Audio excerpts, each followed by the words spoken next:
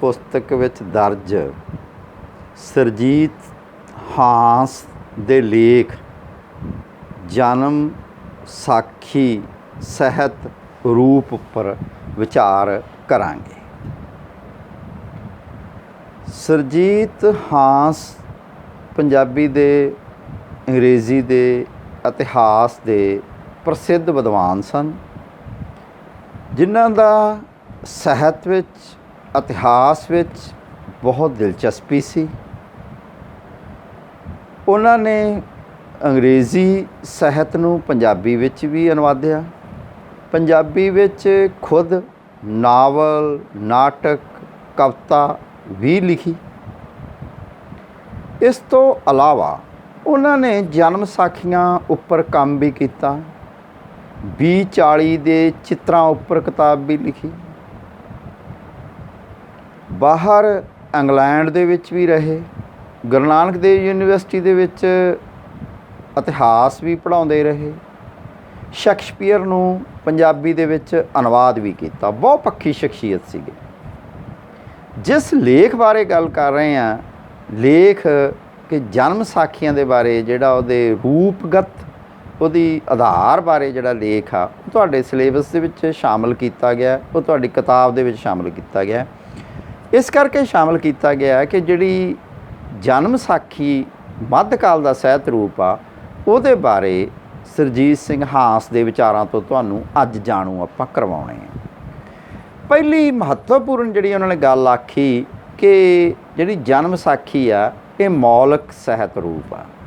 ਬੜੀ ਸਧਾਰਨ ਜੀ ਉਕਤੀ ਲੱਗਦੀ ਹੈ ਕਿ ਮੌਲਿਕ ਸਾਹਿਤ ਰੂਪ ਆ, ਪਰ ਜਦੋਂ ਅਸੀਂ ਇਹਨੂੰ ਡੂੰਘਾਈ 'ਚ ਵਾਚਦੇ ਹਾਂ ਤਾਂ ਇੱਕ ਤਾਂ ਉਹਨਾਂ ਨੇ ਕਿਹਾ ਕਿ ਮੈਂ ਅੰਗਰੇਜ਼ੀ ਸਾਹਿਤ ਦੇ ਅਧਿਐਨ ਦੇ ਆਧਾਰ 'ਤੇ ਕਹਿ ਸਕਦਾ ਹਾਂ ਕਿ ਇਸ ਕਿਸਮ ਦਾ ਸਾਹਿਤ ਰੂਪ ਕਿਸੇ ਹੋਰ ਭਾਸ਼ਾ, ਖਾਸ ਕਰਕੇ ਅੰਗਰੇਜ਼ੀ ਵਿੱਚ ਨਹੀਂ ਮਿਲਦਾ।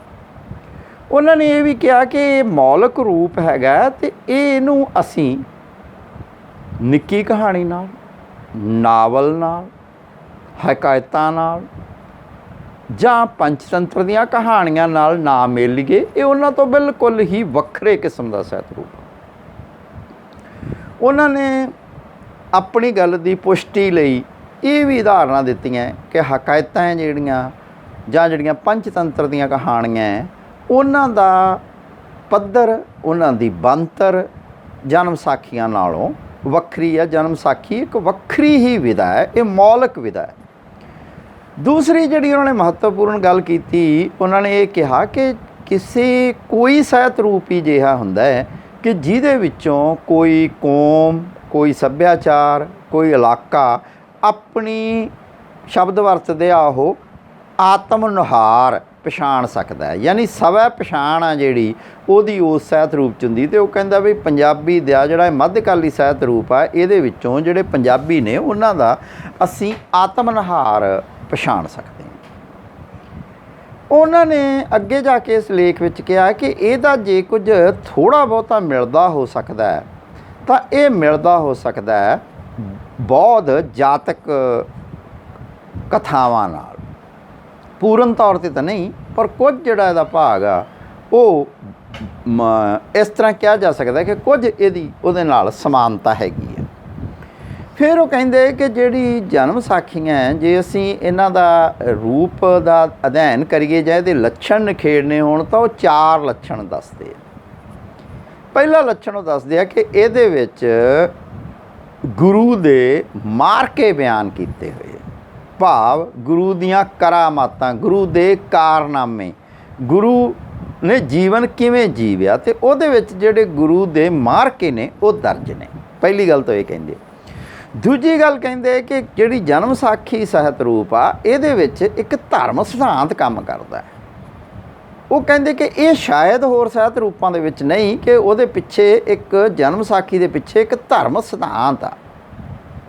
ਤੀਜੀ ਜਿਹੜੀ ਉਹ ਗੱਲ ਕਹਿੰਦੇ ਆ ਕਿ ਜਿਹੜੀ ਜਨਮ ਸਾਖੀ ਆ ਉਹ ਸੰਪਰਦਾਇਕ ਹੁੰਦੀ ਹੈ। ਸੰਪਰਦਾਇਕ ਦਾ ਅਰਥ ਉਹ ਨਹੀਂ ਕਿ ਜਿਹਦਾ ਅਸੀਂ ਅਰਥ ਅੱਜ ਫਿਰਕੂ ਲੈਂਦੇ ਹਾਂ ਜਾਂ ਨਾਵਾਚਕ ਅਰਥਾਂ ਦੇ ਵਿੱਚ ਲੈਂਦੇ ਹਾਂ।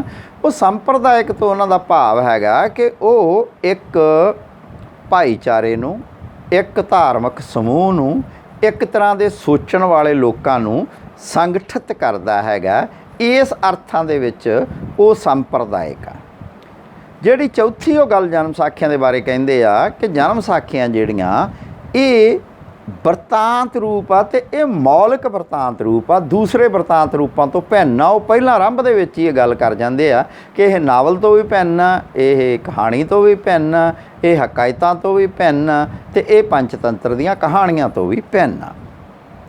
ਉਹਨੂੰ ਉਹ ਸ਼ਬਦ ਵਰਤਦੇ ਆ ਇੱਕ ਮੋਜ਼ੇਕ। ਉਹ ਕਹਿੰਦੇ ਕਲਾ ਜਿਹੜੀ ਇਹ ਮਜ਼ੇਕ ਰੂਪ ਆ, ਅਤੇ ਇੱਕ ਹੋਰ ਉਹ ਅੰਤਰਦ੍ਰਿਸ਼ਟੀ ਪ੍ਰਦਾਨ ਕਰਦੇ ਆ। ਬਹੁਤ ਖੂਬਸੂਰਤ ਉਹ ਅੰਤਰਦ੍ਰਿਸ਼ਟੀ ਆ।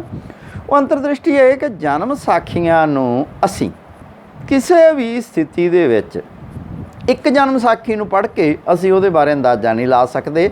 ਅਸਲ 'ਚ ਜਨਮ ਸਾਖੀਆਂ ਜਿਹੜੀਆਂ ਨਾ ਕੇਵਲ ਇੱਕ ਦੂਜੇ ਨਾਲ ਜੁੜੀਆਂ ਹੋਈਆਂ, ਸਗੋਂ ਇੱਕ ਜਿਹੜੀ ਸਮੁੱਚੀ ਜਨਮ ਸਾਖੀ ਜਦੋਂ ਅਸੀਂ ਕਹਿੰਦੇ ਉਹਦੇ ਵਿੱਚ ਜਿੰਨੀਆਂ ਵੀ ਸਾਖੀਆਂ ਉਹਨਾਂ ਦੇ ਸਮੁੱਚਾ ਸਾਡੇ 'ਤੇ ਜਿਹੜਾ ਪ੍ਰਭਾਵ ਪੈਂਦਾ ਹੈ, ਉਹਦੇ ਵਿੱਚ ਕਿਹਾ ਜਾ ਸਕਦਾ ਹੈ ਕਿ ਬਹੁਤ ਕੁਝ ਸਮਾਇਆ ਹੋਇਆ ਹੁੰਦਾ ਹੈ। ਉਹ ਸਮੁੱਚੇ ਪ੍ਰਭਾਵ ਦੀ ਗੱਲ ਕਰਦੇ ਆ ਕਿ ਹੋ ਸਕਦਾ ਇੱਕ ਜਨਮ ਸਾਖੀ ਦੇ ਵਿੱਚ ਇਕੱਲਾ ਗੁਰੂ ਦਾ ਮਾਰਕਾ ਹੀ ਹੋਵੇ, ਧਰਮ ਸਿਧਾਂਤ ਨਾ ਦਿਖਾਈ ਦਿੰਦਾ ਹੋਵੇ।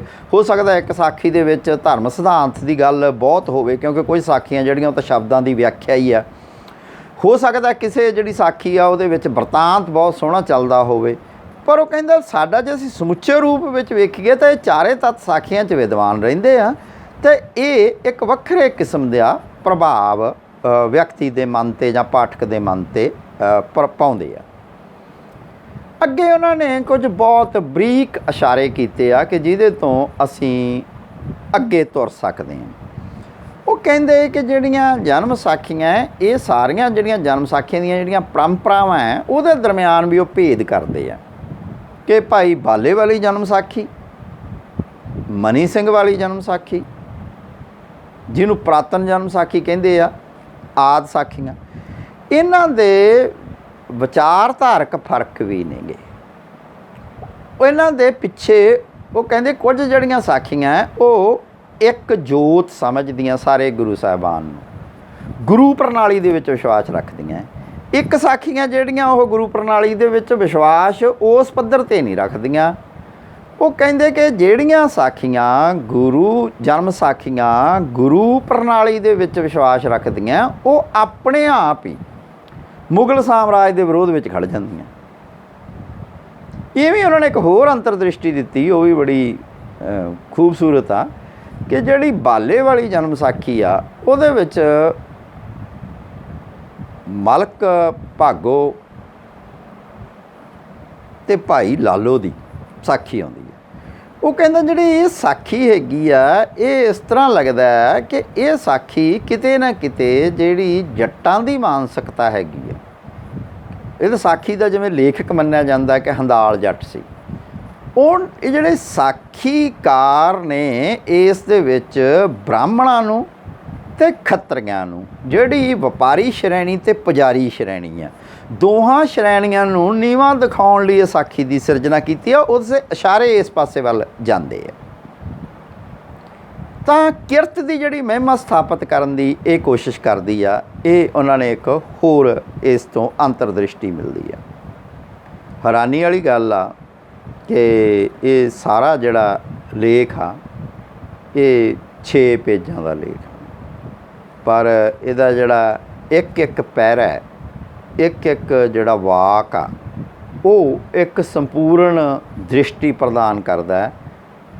ਇਹ ਖਾਸੀਅਤ ਹੈਗੀ ਆ ਸੁਰਜੀਤ ਹਾਂਸ ਹੋਰਾਂ ਦੀ ਕਿ ਉਹ ਸੂਤਰਕ ਸ਼ੈਲੀ ਦੇ ਵਿੱਚ ਲਿਖਦੇ ਸੀ। ਬਹੁਤ ਹੀ ਥੋੜ੍ਹੇ ਸ਼ਬਦਾਂ ਦੇ ਵਿੱਚ ਵੱਡੀ ਗੱਲ ਕਹਿਣ ਦੀ ਕੋਸ਼ਿਸ਼ ਕਰਦੇ ਸੀ। ਆਪਣੇ ਆਪ ਨੂੰ ਦੁਹਰਾਉਂਦੇ ਨਹੀਂ ਸੀ, ਕਿਸੇ ਵੀ ਗੱਲ ਨੂੰ ਉਹ ਦੂਜੀ ਵਾਰ ਨਹੀਂ ਕਹਿੰਦੇ ਸੀ ਜਾਂ ਉਹਦੀ ਵਿਆਖਿਆ ਵੀ ਨਹੀਂ ਸੀ ਕਰਦੇ। ਇਸ ਕਰਕੇ ਇਹ ਲੇਖ ਬਹੁਤ ਮਹੱਤਵਪੂਰਨ ਆ। ਜਨਮ ਸਾਖੀ ਪਰੰਪਰਾ ਨੂੰ ਇੱਕ ਸਾਹਿਤ ਰੂਪ ਵਜੋਂ ਸਮਝਣ ਦੇ ਲਈ ਇਹ ਲੇਖ ਬੜਾ ਮਹੱਤਵਪੂਰਨ ਆ। ਇੱਕ ਵਾਕ ਦੀ ਵਿਆਖਿਆ ਕਿਹਾ ਜਾ ਸਕਦਾ ਹੈ ਕਿ ਘੰਟਿਆਂ ਬੱਧੀ ਕੀਤੀ ਜਾ ਸਕਦੀ ਆ। ਉਹਦੇ ਲਈ ਨਵੀਆਂ ਦਲੀਲਾਂ ਲੱਭੀਆਂ ਜਾ ਸਕਦੀਆਂ, ਕਿਉਂਕਿ ਉਹ ਬਹੁਤੀਆਂ ਉਦਾਹਰਨਾਂ ਵੀ ਨਹੀਂ ਦਿੰਦੇ, ਉਦਾਹਰਨਾਂ ਵੀ ਉਹ ਇਸ਼ਾਰੇ ਮਾਤਰ ਹੀ ਦਿੰਦੇ ਆ।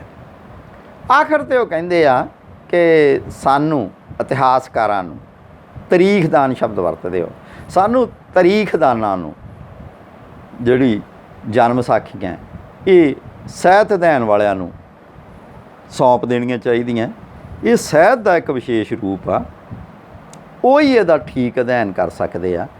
ਇੱਕ ਤਰ੍ਹਾਂ ਨਾਲ ਇਹ ਵੀ ਆਪਣੇ ਆਪ ਦੇ ਵਿੱਚ ਬੜਾ ਉਹਨਾਂ ਨੇ ਇੱਕ ਮਹੱਤਵਪੂਰਨ ਪੁਆਇੰਟ ਕੀਤਾ ਕਿ ਅਸੀਂ ਉਹਨੂੰ ਇਤਿਹਾਸਕ ਦ੍ਰਿਸ਼ਟੀ ਤੋਂ ਹੀ ਨਾ ਪਰਖੀ ਜਾਈਏ, ਇਹਨੂੰ ਸਾਹਿਤਕ ਦ੍ਰਿਸ਼ਟੀ ਤੋਂ ਪਰਖੀਏ ਅਤੇ ਇਹਨੂੰ ਇੱਕ ਸਾਹਿਤ ਰੂਪ ਵਜੋਂ ਅਸੀਂ ਪ੍ਰਵਾਨੀਏ, ਪਛਾਨੀਏ ਅਤੇ ਉਹਦੇ ਵਿੱਚੋਂ ਜਿਹੜੀ ਵਿਚਾਰਧਾਰਾ ਪੇਸ਼ ਹੁੰਦੀ ਆ ਉਹ ਜਾਣੀਏ। ਕਿਉਂਕਿ ਉਹ ਇਤਿਹਾਸਕਾਰ ਵੀ ਸੀ, ਸਾਹਿਤ ਆਲੋਚਕ ਵੀ ਸੀ ਅਤੇ ਸਾਹਿਤ ਸਿਰਜਕ ਵੀ ਸੀ। ਅੰਗਰੇਜ਼ੀ ਪਰੰਪਰਾ ਨੂੰ ਵੀ ਜਾਣਦੇ ਸੀ ਅਤੇ ਪੰਜਾਬੀ ਪਰੰਪਰਾ ਨੂੰ ਵੀ ਜਾਣਦੇ ਸੀ। ਇਸ ਕਾਰਨ ਕਰਕੇ ਮੈਂ ਸਮਝਦਾ ਕਿ ਜੇ ਕਿਸੇ ਵਿਦਿਆਰਥੀ ਨੇ, ਜੇ ਕਿਸੇ ਖੋਜੀ ਨੇ ਜਨਮ ਸਾਖੀਆਂ ਉੱਤੇ ਕੰਮ ਕਰਨਾ ਹੈ ਤਾਂ ਸ਼ਾਇਦ ਇਹ ਲੇਖ ਕਿਹਾ ਜਾ ਸਕਦਾ ਹੈ ਕਿ ਉਹ ਪੂਰਨੇ ਪਾ ਕੇ ਦਿੰਦਾ ਹੈ ਕਿ ਜਿਹੜੀਆਂ ਦਿਸ਼ਾਵਾਂ ਦੇ ਵਿੱਚ ਖੋਜਾਰਥੀ ਫੈਲ ਸਕਦਾ ਹੈਗਾ। ਬਹੁਤ ਹੀ ਮਹੱਤਵਪੂਰਨ ਲੇਖ ਹੈਗਾ। ਮੈਨੂੰ ਇਹ ਲੱਗਦਾ ਹੈ ਕਿ ਇਸ ਲੇਖ ਵਿੱਚ ਪ੍ਰਾਪਤ ਅੰਤਰਦ੍ਰਿਸ਼ਟੀਆਂ ਦਾ ਹੋ ਸਕਦਾ ਹੈ ਕਿ ਮੈਂ ਇਸ ਭਾਸ਼ਣ ਦੇ ਵਿੱਚ ਇਸ ਵਿਚਾਰ ਦੇ ਸਾਰੇ ਵਿਚਾਰਾਂ ਨੂੰ ਸੂਤਰਬੱਧ ਵੀ ਨਾ ਕਰ ਸਕਿਆ ਹੋਵਾਂ, ਪੇਸ਼ ਵੀ ਨਾ ਕਰ ਸਕਿਆ ਹੋਵਾਂ, ਪਰ ਆਪਣੇ ਆਪ ਦੇ ਵਿੱਚ ਇਹ ਲੇਖ ਸਾਰੇ ਵਿਦਿਆਰਥੀਆਂ ਨੂੰ ਅਤੇ ਖੋਜਾਰਥੀਆਂ ਨੂੰ ਜ਼ਰੂਰ ਪੜ੍ਹਨਾ ਚਾਹੀਦਾ ਹੈ। ਸ਼ੁਕਰੀਆ।